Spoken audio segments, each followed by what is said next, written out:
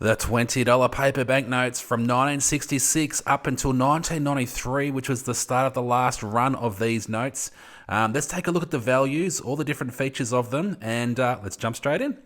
From 1966 to 1972, the notes had Commonwealth of Australia on the top, and from 1974 onwards, it just had Australia. People generally think that the older the notes, that they'll be more valuable, but that's not always the case. So looking at this note here, this is in 1966, the first year of the $20 paper banknotes, $150 value for this one here in perfect condition. Whereas this one here, this one's from 1974, so a few years later, perfect condition, $500 value for this note here. I like to use this book right here, the Renix Australian Coin and Banknote Values book, to have a look at the values to see where things lie. So yes, the Renix Australian Coin and Banknote Values book, the 32nd edition, got a link to it on my account, so you can check that out if you want to.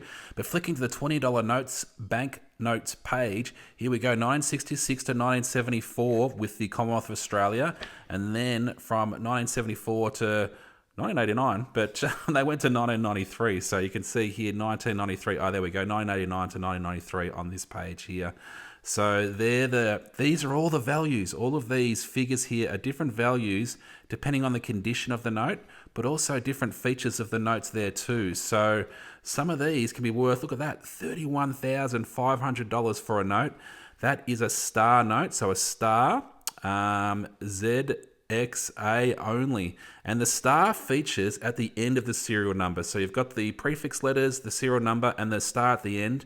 And the notes will only have a star. It's when there's been an error or a fault in the printing process, and they've had to remove a note because it's been damaged or something, and then they have to replace that note. And when they replace it, they put a star at the end of the serial number, or it's actually a little asterisk. And the reason people call it a star note, I suppose, is in America they do use a little star.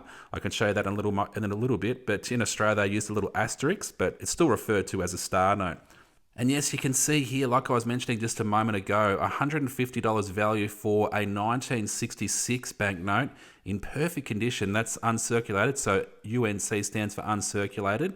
And then look, if you come down to the next year of production, 1967 banknotes there, in perfect condition, $5,750 in perfect condition for that banknote there. And I'm lucky to have this one, which is the same note. So this is a Coombs Randall, these signatures here, Coombs Randall.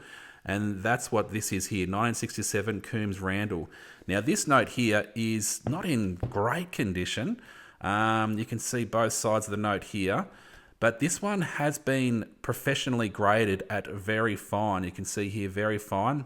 Professional coin grading service, even though it's a banknote, that sort of locks in what condition grading it is. So even at that condition grading, very fine, $1,150 for a note that's not in awesome condition, not in great condition, but because it's a fairly rare note, that's why. To work out what year your banknotes are from, you need to look at these signatures and understand the signatures on these notes. So I know that one's a Coombs and that one's a Wilson signature. And Coombs-Wilson means that they were produced in 1966. If you had a 1967 note, it'll have Coombs and Randall, which is this one that I've got right here. So that's Coombs and Randall there. So this book, the Renix Australian Coin and Banknote Values book, has a little signature identification chart on the page before the $1 notes. So if I flick through to, just so you can see, $1 notes, the page before, this is the signature identification chart here. So there we go, there's Coombs Wilson, and you can see Ronald Wilson and Coombs. It's usually the surnames that are usually referred to. And there we go, there's a Randall there. So Coombs Randall's the 1967 notes. So you can identify the signatures on all of the banknotes, and then you can flick to the page that they're on, and then you can work out which banknote it is. So then once you identify which year the banknote's from, then you can start to work out what value the book is sort of placing it at. And then you need to look at these condition gradings up the top here. So uncirculated, about uncirculated, extremely fine, very fine, and fine.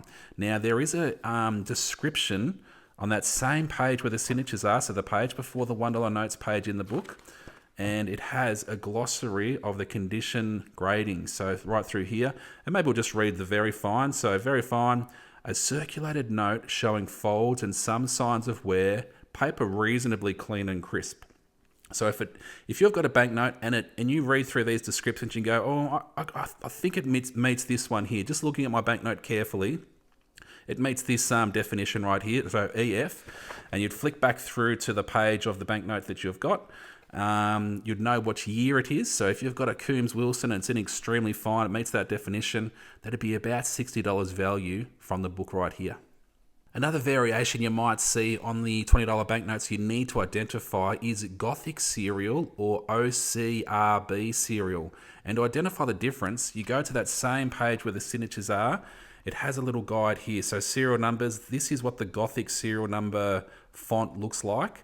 And this is what the OCRB serial font looks like. So if your number's looking like that, then you'll be able to identify that, oh, that's an OCRB or that's a Gothic. A further factor you might have to identify is either the center thread or the side thread. Now, that's a security feature that goes through the center of the note, threaded through the note. You can't really see it unless you've got a light behind the banknote. But up until a certain year, that security feature piece of metal was about 70 millimeters. So the same page here talks about the center thread or side thread here. So most notes 70 millimeters in from the left-hand edge of the banknote. If you measure in, that's like a center thread with the metal strips in there. And it was moved a bit further to the side of the banknote. So if it moved to about 55 millimeters in from the left-hand side of the banknote, just to prevent the degradation of the note. So the metal strip through the center of the note caused a lot of damage, I suppose, because that's where the notes are folded and they can wear down a lot quicker. So they moved the metal strip a bit further across so that's not near the center. So I'll get a little light and I'll show you what that looks like. So I've got a light here, the banknote, you can't see the metal strip, but if you turn that light on underneath it, you can see that metal strip clearly coming through.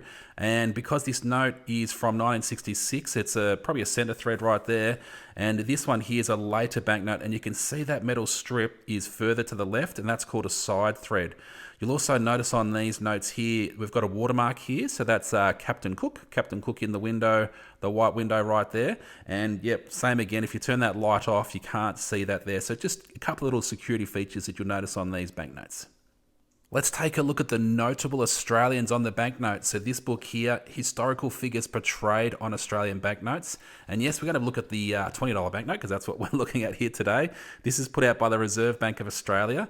And here we go. So we've got on this side of the banknote, we've got Sir Charles Kingsford Smith. You'll also see him featuring on some of the coins as well. So let's take a bit of a read about him. During the First World War, Charles Kingsford Smith, 1897 to 1935, served in the Australian Imperial Force at Gallipoli and in the Middle East. He joined the Royal Flying Corps in 1917 and won the Military Cross for his bravery as a fighter pilot in France. Following the war, he promoted aviation as the future of transportation in Australia and accomplished a number of pioneering flights that drew attention to its possibilities. In 1927, Charles Kingsford Smith, with co-pilot Charles Ulm, completed a flight of 12,000 kilometres around Australia in little more than 10 days, breaking the previous record of 20 days. The next year, he achieved the first flight across the Pacific Ocean from California to Australia in the Southern Cross, with Ulm as relief pilot, radio operator, James Warner, and Harry Lyon, navigator and engineer. Lasting some 83 hours in the air, it was the world's longest flight over water. The pilots became saturated during storms and suffered mirages, mistaking clouds for islands. They resorted to filling their ears with plasticine to soften the noise of the engines, which sounded like gelignite exploding. As the plane approached its landing in Sydney, Smith was startled by the crowds that had amassed and welcomed them. It seemed as if the entire population of Sydney had either assembled at the Mascot aerodrome or was on its way there. We had expected a quiet little crowd of 10,000. Instead, one looked down on an ocean of heads which I am told numbered 300,000. The Southern Cross had indeed come home. The aircraft is now displayed near Brisbane Airport in a memorial hangar. Charles Kingsford Smith received a knighthood for his services to aviation from King George V in 1932. 2 years later, he made the first eastward crossing of the Pacific from Australia to the United States in the Lady Southern Cross. During an attempt to break the England-Australia speed record in the next year, he disappeared in the Lady Southern Cross off the coast of Burma. Oh, that's really sad. But there we go. So there's Sir Charles Kingsford Smith and why he's on this side of the banknote. And there he is there, standing next to a nice plane. And on this side of the banknote, let's take a look at the figure that we see there, Lawrence Hargrave. So Lawrence Hargrave's 1850 to 1915 inventions represent some of the world's earliest advances in aviation. His experiments with the rotary engine and the box kite took place mainly at Stanwell Park, south of Sydney, known for its favourable wind conditions. In November 1894, he succeeded in lifting himself 16 feet above the ground with the four kite construction. Although his experiments were met frequently with scepticism in Australia, Hargrave remained certain that the inevitability of aviation and suggested that younger generation be exposed to its study. In his lecture, Notes on Flying Machines, he advised that the everyday employment of flying machines as means of transit would be brought much nearer in point of time if our boys would make and use these models as toys. Young brains are so much readier to perceive the grasp improvement than those have already been moulded. While Australian institutions demonstrated little interest in Hargrave's aeronautical models, the Duchess Museum in Munich acquired them in 1909. These models were destroyed by bombing during the Second World War. Hargrave's surviving models are held by the Powerhouse Museum, Sydney. It's interesting, isn't it? I saw a little article about some flying cars that are sort of coming at the moment. So, yep, he's talking about it's going to be a bit of the future of flying machines and so on, and going to be used in regular transport. So we'll see how things go over the next few years. But here's Hargraves here with his box kite back in the day.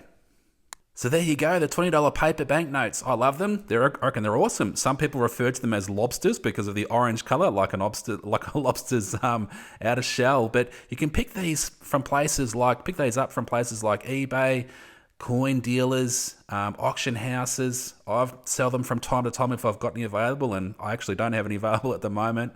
And yeah, there's a few different places you can get them from. They're cool to have. It's cool to have a nice representation of something like that in your collection. And yes, you can get them graded like this through professional coin grading service if you want to lock in what the grading is, or you can use that book, the Renix Australian Coin and Banknote Values book, and have a look at the descriptions and carefully examine your note to get an idea of where the value of your note is too. So if you've got any questions and comments, leave them in the chat, and thanks for watching.